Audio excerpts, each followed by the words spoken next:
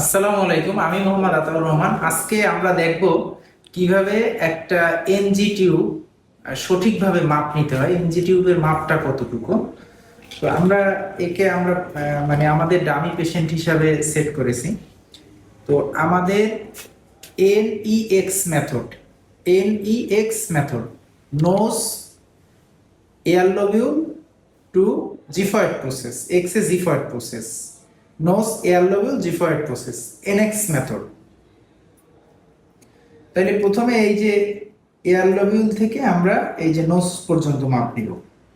এখান থেকে আমরা এই যে জিফয়েড প্রসেস, এই জিফয়েড প্রসেস পর্যন্ত আমরা মাপ নিয়ে এই যে টোটালটা এখান দিয়ে আমরা জাস্ট একটা মাইক্রোকোড দিয়ে মার্ক করব। তারপরে আমরা এনজি টিউব ইনসার্ট করব।